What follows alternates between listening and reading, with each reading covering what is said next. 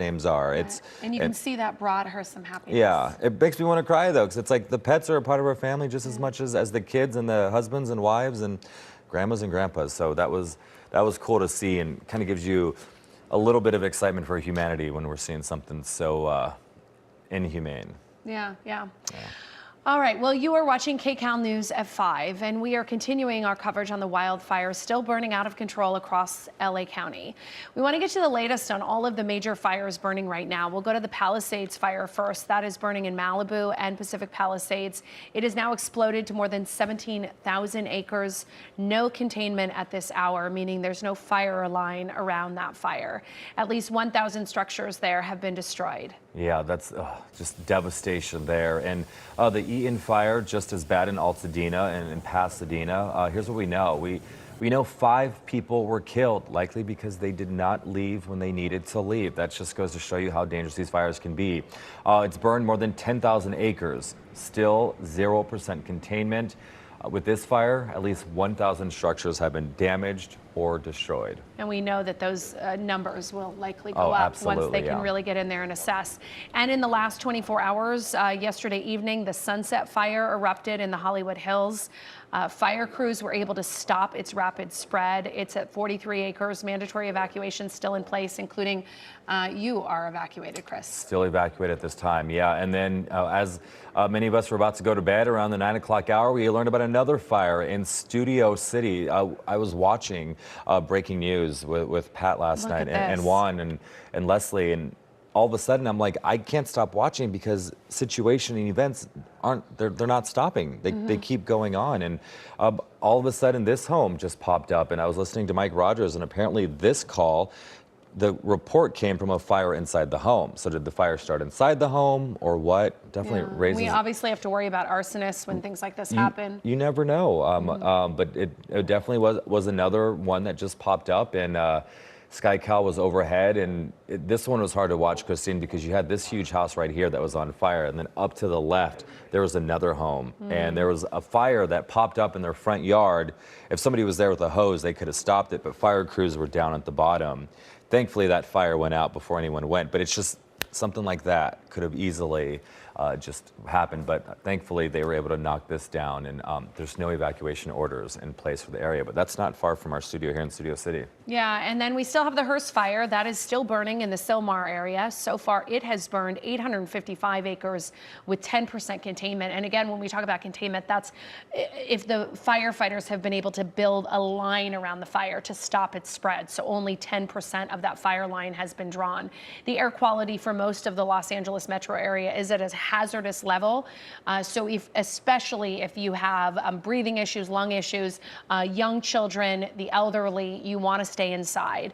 And there are many power outages across the area. Thousands will be waking up to more darkness this morning. I'm glad you're talking about that air quality, because you can be outside and not smell the fire and think it's perfectly fine, but the particles and the product in the air can harm you. Yeah, and a lot of people have their kids home today, and you're inclined to say, let's get outside. The babies, the kids, the elderly. Yeah. So. Well, we want to go now back to the Palisades fire. Flames there are still continuing to damage homes and other buildings. Yeah, let's go to KCAL News reporter Kevin Coe live near Casa Maria and Sunset near PCH, where fire crews are working on an apartment building. Kevin, good morning. Thanks for helping us out here in LA this morning.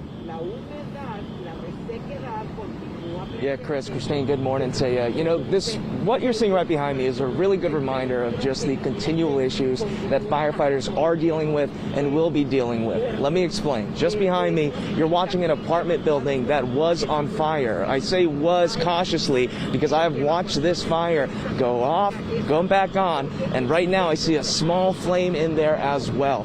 You have this fire truck that is just hosing down this building. We're right at the end here of Sunset Boulevard. For anyone familiar with this area, we're like a stone's throw away from Sunset Beach. There's a very popular Vons that this apartment building is right across from. Firefighters on the ground, they told me no one called this in. Keep in mind, we are in an evacuation ordered area, so there wasn't anyone here to call this in. Firefighters just saw this about 45 minutes ago, saw it on fire, and now they're on it. The concern here, we are, again, just a stone's throw away from PCH. If we were to head east on Sunset Boulevard. Police officers here on the ground and firefighters tell us there are power poles that are littering Sunset Boulevard. So this situation here, it's not only very dangerous, keep in mind it's still very dark, but firefighters, they just don't know what to expect at this point. They had cleared out this entire area. Next thing they knew, they saw it on fire. So this is obviously not only a developing situation, these winds, they are not as bad as they have been since, the past 2 days, but right now they are still steady. So we'll be right here on the ground for you all morning long, but right now it does look like firefighters do have a handle on this apartment fire. Yep, that's good to hear because, a lot of people live in those homes. Yeah, and a good reminder that we are not out of the woods. This is still a very active fire in multiple locations. Yeah, absolutely. I want to thank Kevin. He's helping us out from our sister station up in San Francisco, KGO, kind of helping relieve some of the crews that are out there. So, Kevin, we appreciate you being here with us this morning. Speaking of, let's continue to Malibu. We've got Luz Delia Caballero near PCH, just east of Tuna Canyon, with the latest on this destruction. What are you seeing right now, Luz Delia?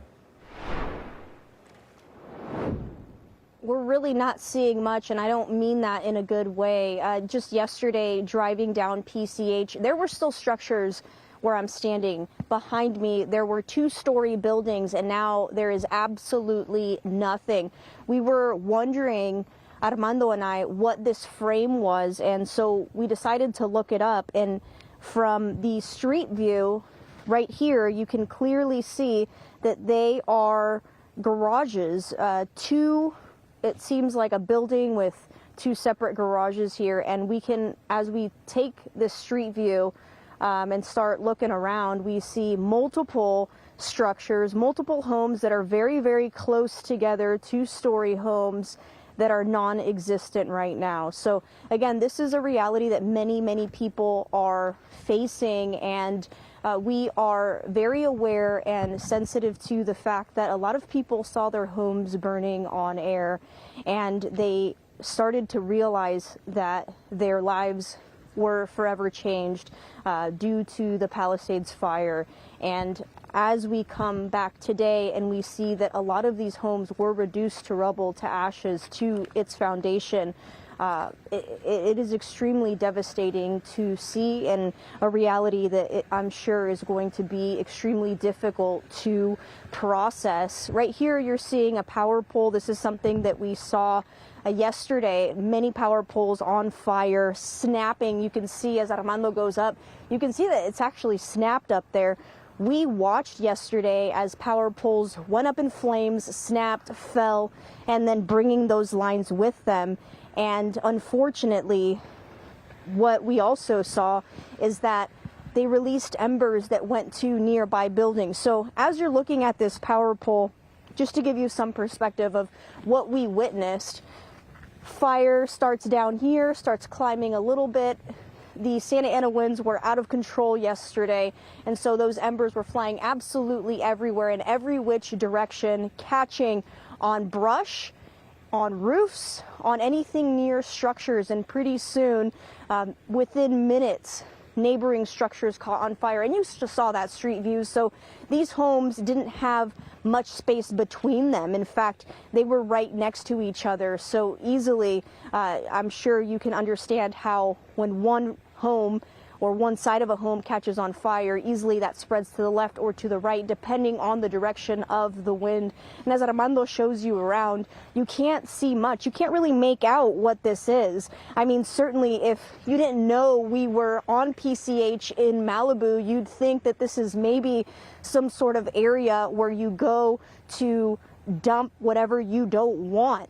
This does not look like Malibu, but unfortunately what we're looking at are what used to be properties, homes where people made memories, what they worked so hard for, and now they're going to have to rebuild.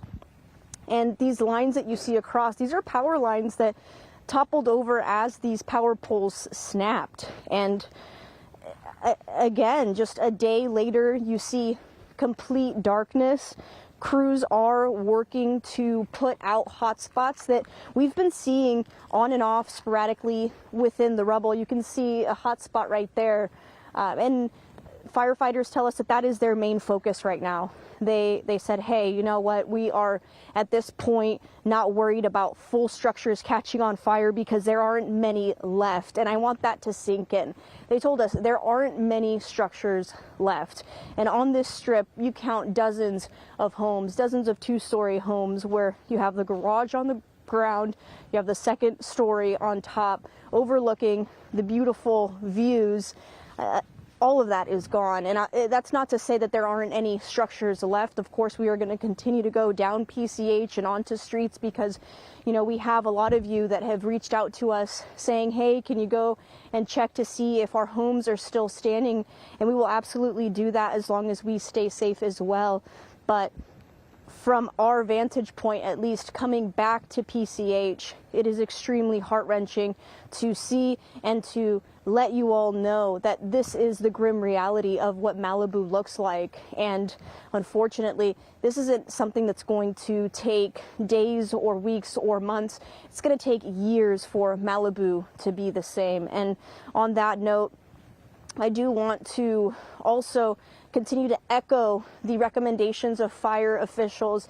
They are saying, hey, you know what, even though you don't see hillsides on fire or fire on both sides of PCH, heed all warnings, heed all evacuation warnings, and please stay out of the way of engines.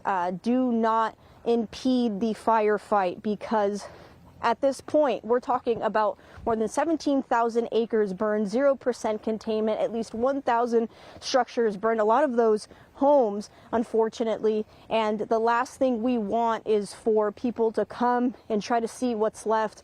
And then, unfortunately, in doing that, get in the way of that firefight. So I do want to echo that. And also, another important thing to mention is that homes burned. We're not talking about brush, we're talking about homes. So we're talking about toxic compounds that burned, and this stuff that's emitted into the air, all this smoke, it is very, very bad for you to breathe in. So if you don't have to leave the confined space you're in, the home, the temporary shelter you're in, do not do that to come and see what is left of your home, or if your home is still standing, until there is an all clear and until evacuation orders are lifted.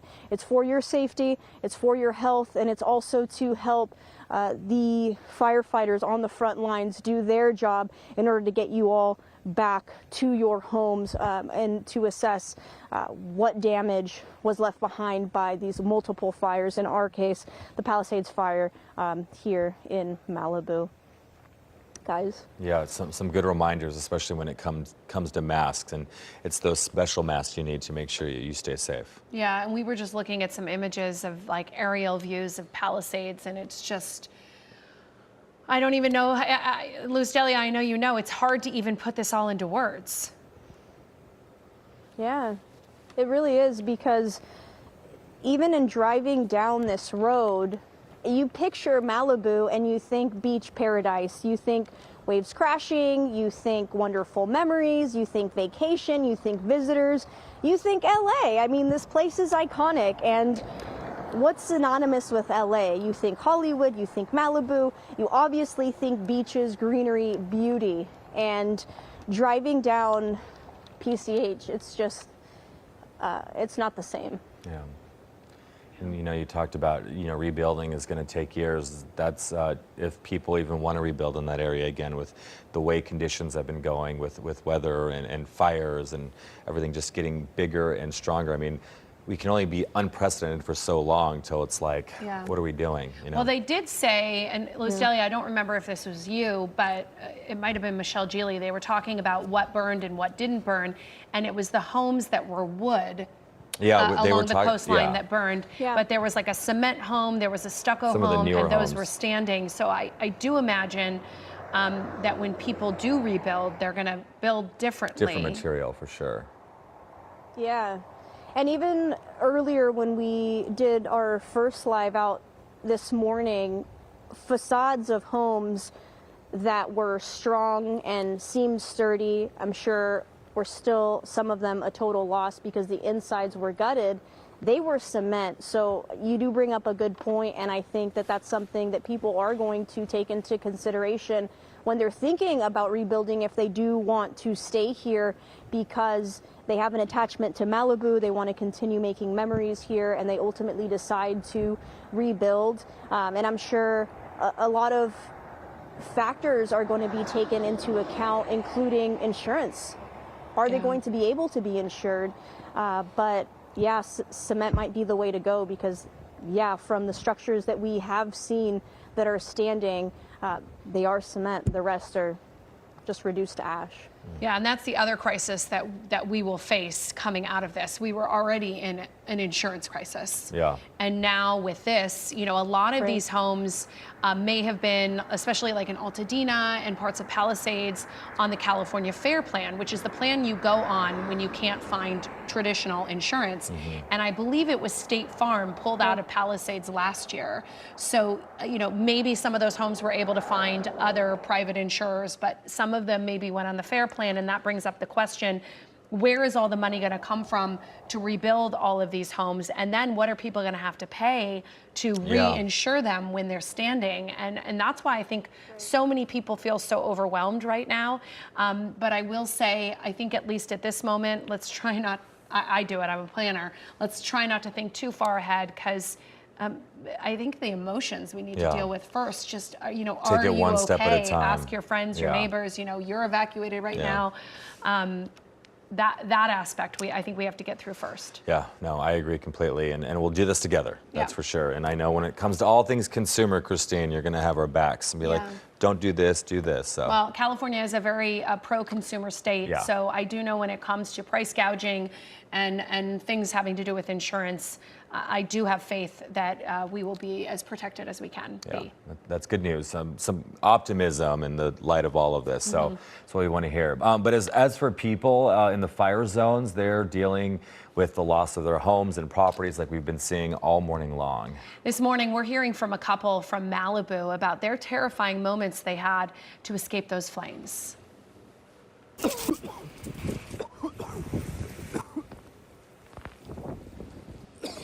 You can hear Alec Gellis there struggling to breathe and coughing as he ran to his car from his girlfriend's Carbon Canyon cottage. He says he was trying to save the home, similar to what he did a month ago. You may remember him once you see him. I think Jasmine Veal had an interview with him. It was Jasmine, yeah. Yeah, when the last fire that went through that area, he saved his house and 5 other homes from the Franklin fire.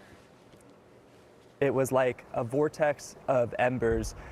There was no oxygen. I couldn't breathe. I barely even made it to my car. It's just not real. I mean, a month, less than a month, my lungs weren't even better from the last time. I'm still coughing from the last fire. Yeah, but this time he could not save his girlfriend's home, which burned to the ground, as you see there. And Kelly Lauren, she lost everything she owned, including a lifetime of journals. I lost all my writing, like all my books. Yeah, you're like tearing up, and it's like, it's just hard to, I don't know, I just like remember that after, but everything I've like written for my whole life, and like I journal and write a lot, so it's just the little things that you remember afterward. Yeah, hearing these people's stories makes you kind of emotional. Yeah. I mean, she lost her home, and the couple did say that they're thankful and just thinking that what else they could have lost, and including lives. And sometimes you got to put things into perspective. As long as you're alive and safe and your loved ones are, then everything will be okay. We can get through the rest. Yeah, for sure. We want to go back to the Eaton fire, about 35 miles away in Altadena and Pasadena. That's where KCAL News reporter Amanda Starantino is, and she joins us live this morning from a neighborhood where home after home has been destroyed. And that's what we've been showing you all morning, but it's all coming because of this. The fire is still burning on the ridge here. This is the Millard Canyon open space. We're up a little higher now, getting close in the foothills, and we're right alongside that open space. And the flames actually just got huge just minutes before we went on air. So we are on the corner of Chapman Court and Church Canyon Place here. A lot of the homes actually in this community still standing, but there are, you know, the few that did catch some of those embers embers here. So these homes right here on the corner still looking good. We're seeing the remnants, but from the crazy wind that went through with the tree still down here. But for the most part, compared to what I've been showing you all morning, this neighborhood actually looks quite clear, even though we're seeing those flames come up just behind us on this canyon road. But as we move closer to the hillside here, we see these homes still standing. It's very desolate in this neighborhood. No one is here. This is the Lavina community. But this home, right when you come up, you start getting to this fire road here. And unfortunately, most of it did not make it. Look at this. You can see right into this home. The garage door open, or it got burned down, excuse me. And just look how sad this is, just what's left. And you can see right through the car that was left here. The windows shattered. Nothing. Most of this home, at least the walls still standing here. But for the most part, the fire did get to this. So as we see the fire still burning on this ridge side, again, this is the Millard Canyon open space. I checked, we're about like 4.5 miles east of where the fire originally started here in Altadena, just above Midwick and Altadena Drive. But if we look through here, this area still, it all burned. It came all the way down to here, and they were able to stop it and push it back. It did unfortunately get this one home. The rest of the homes, though, in this cul-de-sac have been saved. And we're walking up the fire road here, and you can start to see just how close the flames are in this ridge line behind us. So this is all open space, already burned, so it shouldn't be moving down this way. But it's still burning there. We actually are not seeing too many fire crews in this area right now. We have seen some aircraft do some water drops on this since we've been here. So they are still actively fighting this. But thankfully, even though this is still burning, winds are still extremely calm here this morning, which is good. So those embers are not going to be able to fly. They're going to stay stagnant. They're going to stay there.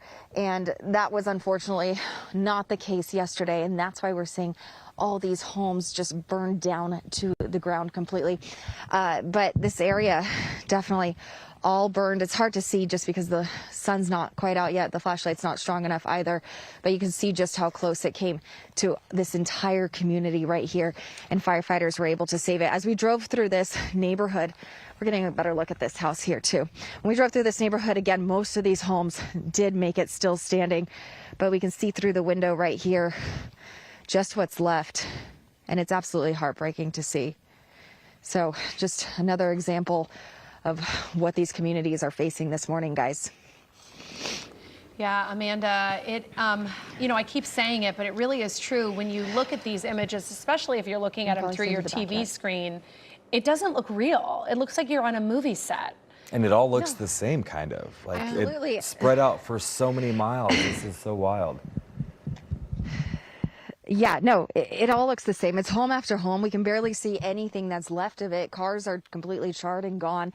Backyards just destroyed and ruined, and this is what families are coming to. I'm actually shocked that we're able to even see most of this building still standing, what's left of it, but the inside all burned, and that's a lot of what we're seeing too. A lot of times we're just seeing the flames lighting up the windows, lighting up the doors, and then eventually the walls will collapse, and that is just tragic to see. We saw a lot of that yesterday morning, but you can see just how close this fire, it went all the way down to this house, and unfortunately this one did not make it, but many in this neighborhood did, as the flames still go just a little bit.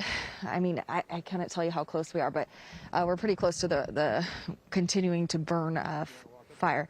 I don't know if we can make it up there. We're going to keep looking around here for now, guys. But okay, we're going to try to walk up. You can try to walk up. Be careful. Amanda, what's the air quality The photographer's like a little bit more eager. The air quality here actually is not too bad. I am keeping my mask on. Is it slippery? Smart. Yeah, let's not do that. So the air quality is not great. It's very, very smoky. That's why I'm keeping my mask on. It's not enough to actually hurt my eyes. So it's not being too sensitive against the eyes, but I wouldn't be in this area without a mask. It's tough to breathe, very smoky, especially when you get closer to these flames. And then you have all those hot spots still going. So you just, it's not normal. This is just not, it's not like everyday life and what it's usually like here. So if you are coming back into this area, I'd recommend wearing a mask. Try to keep your lungs safe as possible. And there's been a few times too where my mask has been down because we've been working in between things and firefighters have been like, you know, it's just a good idea, put it on. So if you are coming back, try to put a face mask on to stay safe just in case. Yeah, but don't come, especially don't come back if that order is still in place. And if you're curious, nighttime, I mean, at the very least, wait until the sun comes up to get in your car and drive around. But they're asking you to stay out of these zones because, as Amanda has shown us, there's down power lines, right. There's trees in the middle of the road. It really is like a war zone. And unless she has a light behind her with these live shots, it's so hard to see, and it shows how dark it is and how dangerous it is. But luckily we'll have sunrise in a little over an hour, and we'll be able to get a better idea of what's going on. And I'm sure people waking up are tuning in to see what their communities and neighborhoods look like. Yeah, and that's why we're here for you. Amanda, stay safe out there. Thank you so much for that report. We want to go to Rick Montanez right now. He's also in Altadena. He's at Lake Avenue and East Calavera Street. Rick, what are you seeing behind you?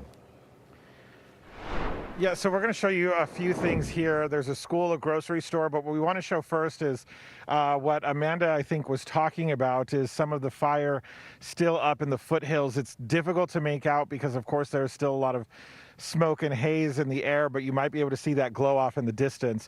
So still flames burning from this fire in this community. The good news, again, the winds have calmed, so they're not really blowing embers. But what we also want to show you here is you see that light up above the building there. That is a firefighter ladder truck. The ladder is extended. They were spraying down the roof of this school.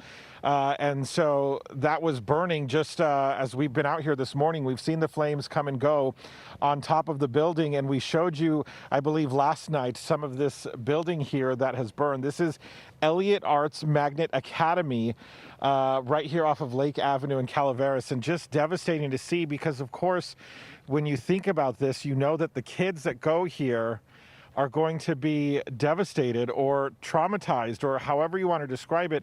It's going to have an impact on them, the faculty, the staff, the people who are involved in that community. But walk with us over here because as we talk to Chris and Christine about the impact to the community, what is lost. A grocery store here. So we have a Dollar King and an Aldi food market that are connected on this building. This burned completely.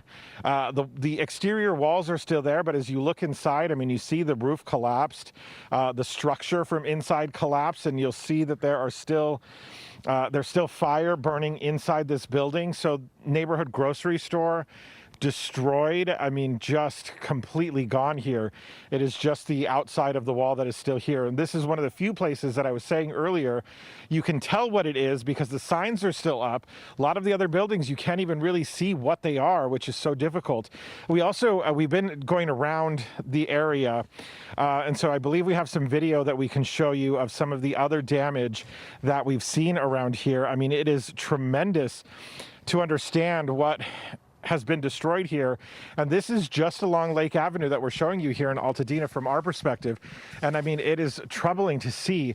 We're talking about home after home, business after business, and it is just awful to see how much destruction from this fire and how widespread it is.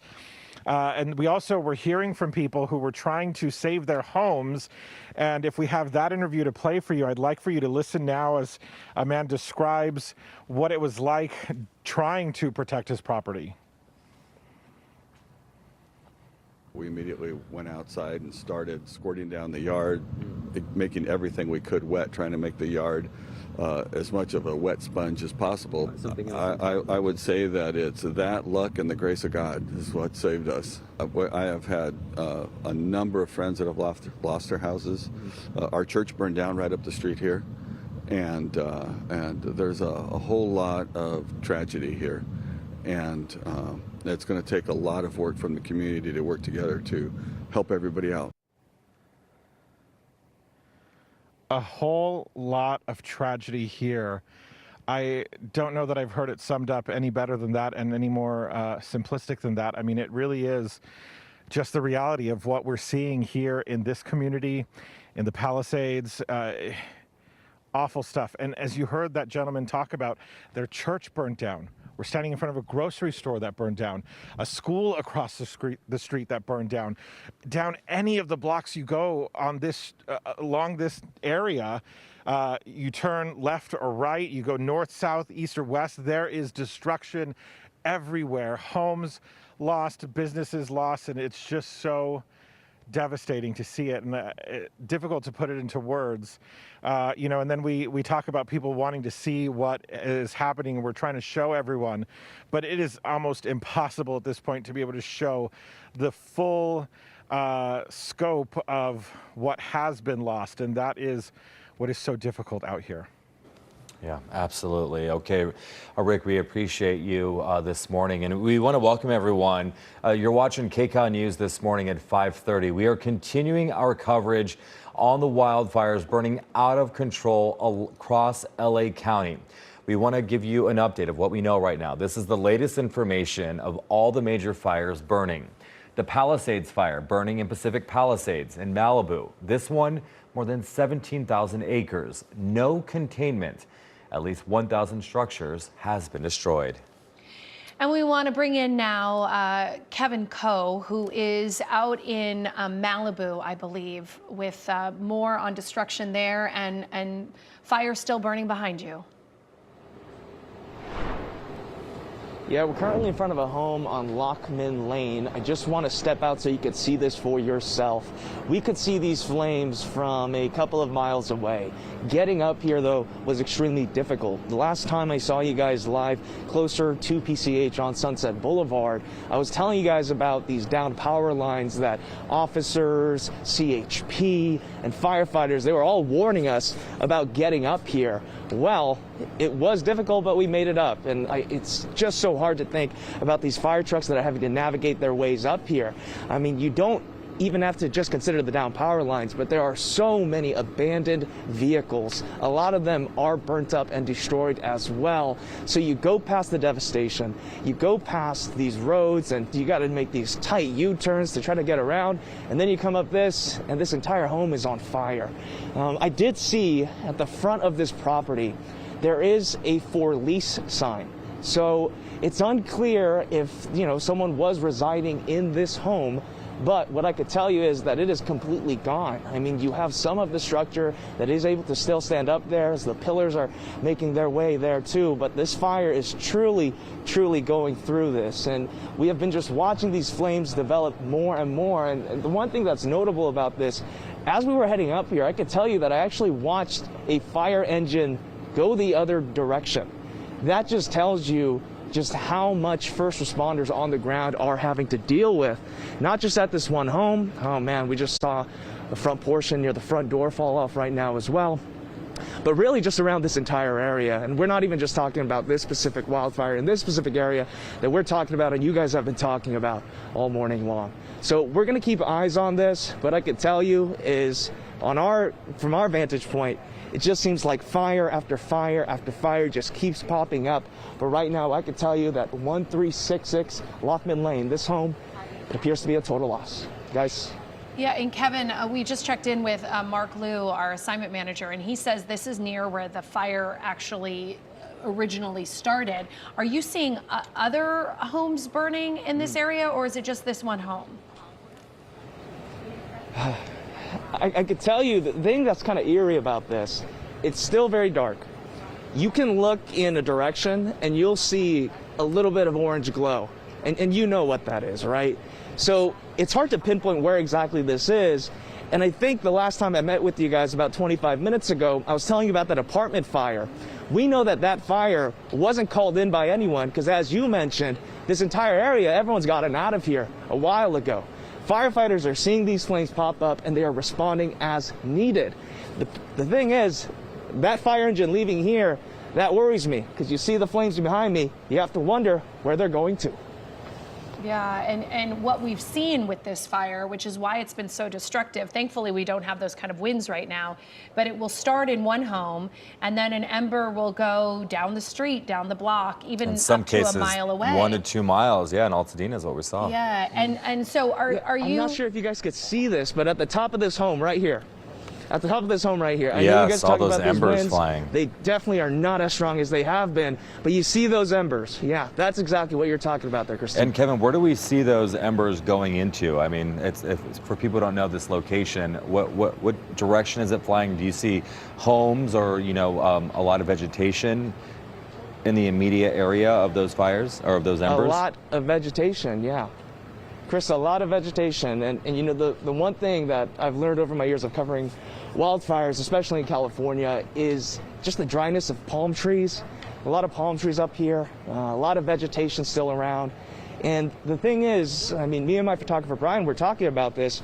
It really is just every other home that may still be standing, but there's a lot of destruction out here. So on one hand, yes, there's a lot of vegetation. On the other hand, there's a lot of destruction as well. A lot has already been burned. And how does the wind feel to you right now? I mean, obviously this time yesterday it was a much different story. But looking at these embers, is the wind blowing? Yeah. Is it seem like it's picking up a little bit? I know it's supposed to increase as the day goes on.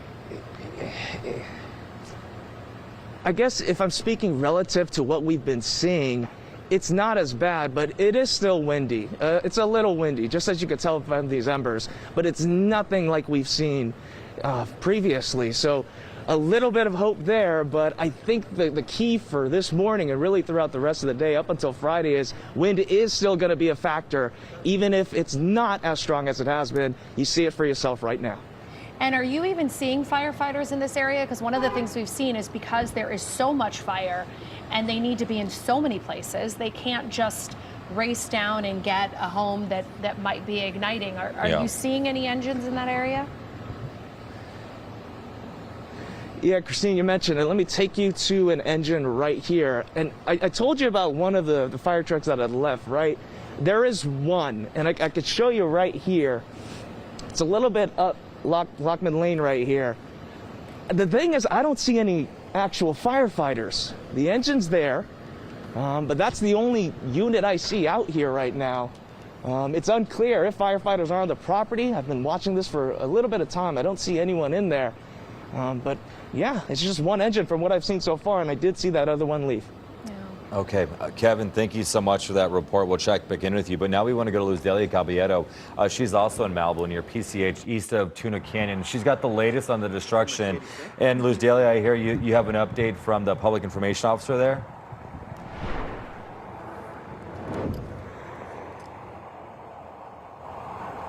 You cut out there for a little bit, but yeah, we are on PCH, and it's more of the same. As we continue driving down PCH in either direction, we come to terms with the grim reality that a lot of homes that we saw standing yesterday are no longer standing, and a lot of people also left their cars behind. Yesterday, a lot of those cars were fully intact. Today, a much different story. You can see this Benz here. I mean, just the shell, and if Armando goes inside, all of it just charred to the metal. And the home behind, or what used to be the home behind this car, also reduced to its foundation. And right now, the focus of the firefight here in this area is putting out those hot spots. And this is what we're seeing. I mean, we are just seeing scraps left behind, and that's because this fire came raging in, stripping everything in its path, knocking down power poles, power lines, just everything was scattered on the road. So you can only imagine the chaos that it was yesterday. And even when this fire broke out Tuesday morning, I mean, amounting to more than 17,000 acres burned, at least 1,000 structures destroyed, a lot of those homes. And if you let that sink in, this is just one of many fires here in the Malibu area. It's an iconic beach community, one that certainly doesn't feel the same and definitely doesn't look the same. And from what we've seen, firefighters have been working around the clock. they're tired, and they're working in conditions that are less than ideal. Today, that wind has calmed down quite a bit. To talk about this firefight, we're going to welcome and say good morning to Captain Adam Van Grippen. Thank you so much for being here. Can you tell us what it's been like from your vantage point in terms of tackling this firefight, where at this time there's still 0% containment? Yeah, so this fire was unlike any that we've had in a very long time. We, on our initial fire company, they called for all water dropping helicopters, filled out a full brush assignment, and as soon as our boots hit the floor on this, it was all hands on deck. So we had up to 99-mile-an-hour gusts. We had very erratic wind conditions. So our firefighters were fighting all night for the last 2 nights. So they've been helping with people with evacuation. Our number one priority is always life safety. So that first night and even throughout last night, we're in there making sure that everyone is safe, and then we go and we fight the fire as needed. So we're constantly on the go. And as one fire breaks out, then we have to shift conditions. So we've had multiple fires throughout the region as well, and so we had to divert some into the Hollywood Hills last night. So this is just this is a very historic fire. We've had just these erratic wind conditions. It's supposed to taper off a little bit, but we're still going to have wind up through Friday morning. So we're used to having Santa Ana wind conditions, but we're not used to them being 80, 90 miles an hour like they were. And you're saying historic. We're talking about at least 1,000 structures burned, likely even more, right? What can you tell us about that? Yeah, so we're gonna have to get in our assessment teams that are gonna have to come out and actually do the determination for the number of structures. So that's gonna still take take a while before we get a full accurate count of that, because they have to send out our assessment teams. So yeah, we do know that we have a very high number of homes that have been lost, and we're still actively, right now we are putting out spot fires on the PCH, but we still have active firefighting going on up in the hills, and we still have a number of concerns with the wind still going on. And we see engines continuing to come in, so evidently, yes, this firefight is ever present, and we can see it, we can smell it, we're living it. How many boots are on the ground right now? Well, we have over 1,000, and we're still calling for more. So we have firefighters coming in from all over the state, and this is going to be a long, ongoing operation. And right, like you said, we're at 0% containment. So we'll remain here until we get full 100% containment of this, which it's unknown right now how long it's going to take. We're hoping as the wind conditions change Friday morning that we'll start to see a change in this. But we have to be prepared for anything. So that's why we're continuing firefighting operations all throughout the night, and then we do have firefighters strategically placed throughout this entire footprint of the fire, just to make sure that there's no flare-ups and that it doesn't continue to spread. And what you said, I think, is very, very important to let viewers know that this firefight is still present. You all are trying your best to put out fires in many areas. What can you tell the public, or what is it that you want to tell folks who are watching us right now on all of our platforms, in terms of if they think, hey, I want to go see if my home is okay? What would you tell them? Yeah, it's still not safe to come into this area. We still have mandatory evacuations, and there is some of these they have open gas lines. There's a lot of hazards that are in the debris. There's also, we've had people who've been riding their bicycles into there. We've had some injuries from that, and firefighters are still trying to get in here and put fires out. So we don't want that to be hindered. It can be very rapid moving. So if there's a change in the wind conditions, then we're going to have to jump into full firefighting operations. So it still is not safe for people to come into the area. As soon as it's safe and we can get people in, then we'll start to do that. But it's not going to be until the fire is put out. And that's people walking, biking, scootering in. What can you tell us about technology? I mean, some people get very, very curious and want to fly a drone over the area. If they fly, you can't, or? Yeah, we absolutely. These helicopters, we're going to be calling in for our air resources again. So we have our rotary wing and our fixed wing are going to be coming back in. And yeah, if they're flying, we can't. So that's anytime we're in a brush fire area or any firefighting, it's any drones it's gonna ground our helicopters, and we're not going to be able to do their job. Well, thank you so much for being with us this morning. I know a lot of people are uneasy, and obviously it's a very heartbreaking time for so many, but we thank you for everything that you do in continuing to help save as many structures as you can and keep people safe. So thank you so much. You're welcome. Yeah, I know it's tough, and we all know somebody who's been affected by this. I mean, if you live in this area, you know someone that's lost a home or has been directly affected by this. So this hits all of us, and even as firefighters, a lot of us live in this area and know people personally who've been affected by this. So it's a tough all around. Well, thank you so much for being here and for all that you do.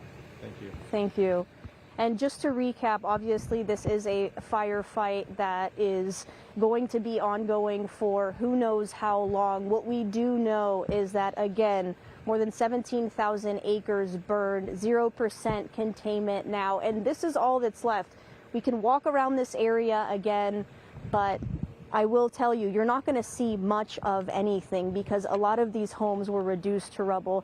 And as Christine mentioned, hey, if they were made with any sort of cement foundation, then they are still going to be standing at least in some form. Maybe the facade, maybe its entirety, but a lot of these homes weren't made with those materials, and so they have just been reduced to absolutely nothing. You see anything that's metal, if it hasn't reduced or melted, you can definitely see it. You can see a lot of power lines and power poles that are down, snapped, transformers, you name it. Yesterday they were all over the road. Today a much different story because they were cleared to help with this firefighting effort. But as you just heard Captain Adam Van Gerpen, he said that, hey, you know what? Challenges to include Santa Ana winds, to include not knowing where those embers are going to blow or where that fire is going to move next. So as they work to put this fire out, they're still facing many challenges. And again, they're asking folks to stay away from evacuation zones. And if you're thinking about flying your drone, don't, because he said it. If you're flying, they can't, and they need all the help they can get. If they get the all clear to fly an aircraft and drop retardant or do water drops from the air, they need to take those opportunities, because that could be the difference between saving a home or saving a community or having that go up in flames and be destroyed and become a part of the growing number of homes that have been destroyed in these very catastrophic fires. Yeah, and we should point out that the image on the right side of your screen next to Luz Delia is active fire in the Palisades fire. So I think there might be an inclination for people to think that the worst, that the fire's out, that everybody can return, that now we're just dealing with devastation.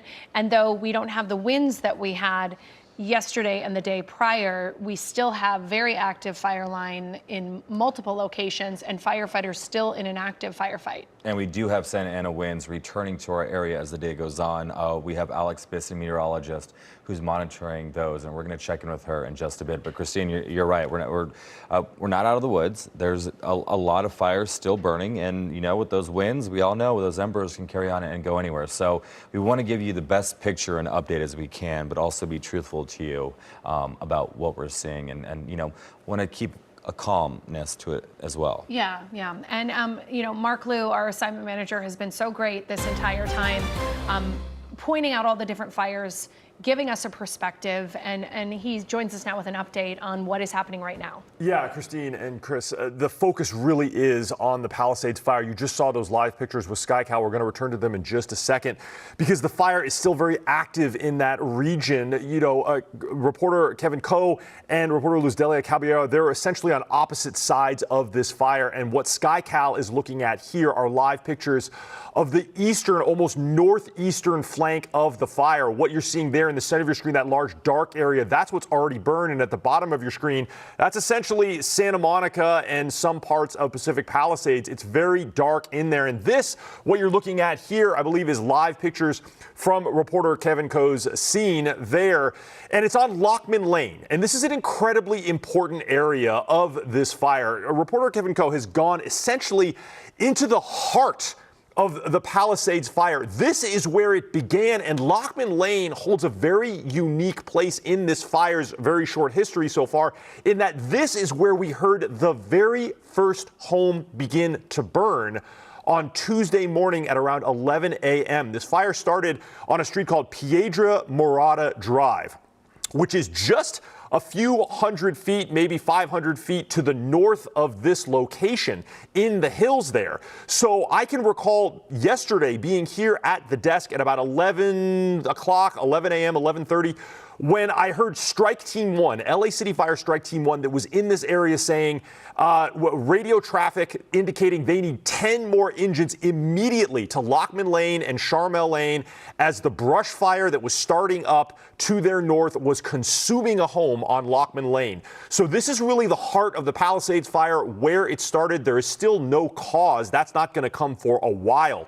But this is right in the area. Now, if you come out to my screen, if you're able, if the director can bring me out to the screen here, this is the last couple of pieces of video that you've seen. SkyCal has been floating down here in this area, back and forth. And those aerials that you saw were looking in this direction. I believe those fire lines are right about here as they continue to burn in very rugged terrain. But I'm going to zoom in here where reporter Kevin Coe was, and it's essentially here. This area right there, that's Lockman Lane and Charmel Lane. And as I zoom out, I'm just going to show you how deep into the fire it actually was. And if I remove the fire overlay, it was somewhere right around here that LA City Fire says their GPS indicates the fire started, because Piedra Morada is actually this street right here, and Lockman Lane is down here and Charmel Lane is here. And the first arriving firefighters reported fire somewhere in this area. So we now know that that's where it probably very likely started, and the homes right in this community here were the ones that were burning at the very beginning of the fire. So an incredibly deep part of the fire there that reporter Kevin Coe had gone into. Reporter Luz Delia Caballero is down here where the damage we know has already exceeded all of this area, and we have destruction all along here. Now, the fire certainly is still continuing to burn this morning. The winds, certainly a problem as well.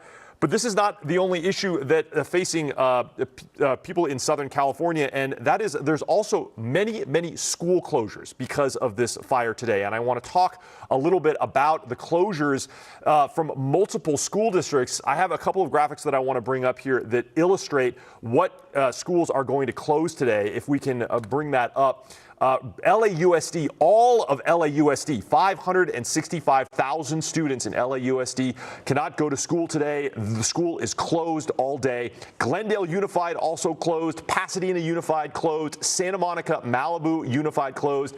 And Beverly Hills Unified also closed today. There are more. Burbank Unified also closed. Alhambra Unified, Arcadia Unified, and Duarte Unified school districts all closed today, either because of air quality, fire danger, or other issues. The full list is at kcalnews.com. Now, one other thing I want to mention, the LAUSD has a free nutrition program for all students. That is not closed. They are going to provide 2 meals per student for all LAUSD students at the following locations between 8 and 10 a.m. today. Mulholland Middle School, that's in Lake Balboa. Sepulveda Middle School, that's in North Hills. Hollenbeck Middle School in the Boyle Heights area. Southgate High School, which of course is in Southgate. We also have Fremont High School, that's in South LA, and Harry Bridges Span School, that's in the Wilmington area, and the list continues as well. Marina Del Rey Middle School on Braddock Drive in Marina Del Rey, and Sonia Sotomayor Arts and Sciences Magnet in Glassell Park. These are all places where parents can get 2 meals for their students, but again, that's from 8 to 10 a.m. That nutrition program is available today, and the LAUSD is going to decide by 4 p.m. today if they will also close schools on Friday. That is the very latest from the desk. I'll send it back to you.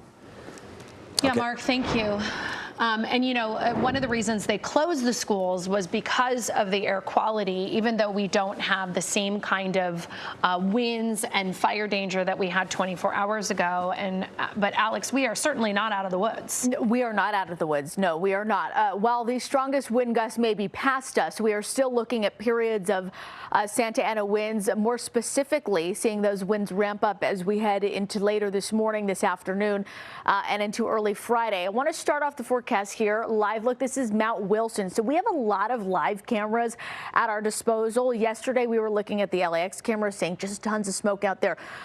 This is our Mount Wilson camera. You can see fire still burning. This is, of course, the Eaton fire that we are still watching this morning. I want to give you kind of an inside look at some of the strongest wind gusts that we have seen. This is over the past 24 hours. So again, this is not now, and this is not happening, you know, in the next few hours. This is the strongest winds these last 24 hours. Malibu Hills, 86-mile-an-hour winds, and I was looking at some winds up into some of our LA County mountains, upwards of 90 to 100 miles per hour. Can you believe that? I mean, it's just astounding. All right. Good morning, everyone. I'm Errol Barnett. We've been watching coverage from CBS News Los Angeles into the multiple wildfires still burning around the city. You're looking at live pictures next to me from one of them as the sun begins to come up there. Fire chiefs saying that it's an all-hands-on-deck situation with erratic winds that continue to push around the city, including gusts up to 99 miles per hour. Los Angelinos are not out of the woods just yet. We are going to take a short break, but before we go, a live look outside the U.S. Capitol, waiting for former President Carter's casket to be carried out. We're hours away from his state funeral. When we come back, a CBS News special report covering the ceremony. Stay with us. You're watching CBS News 24/7.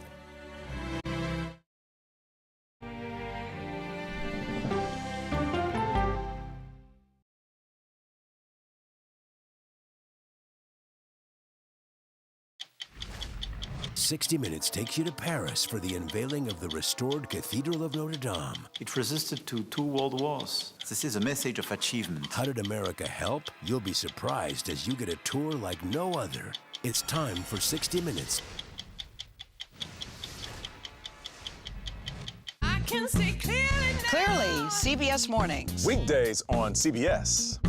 yeah!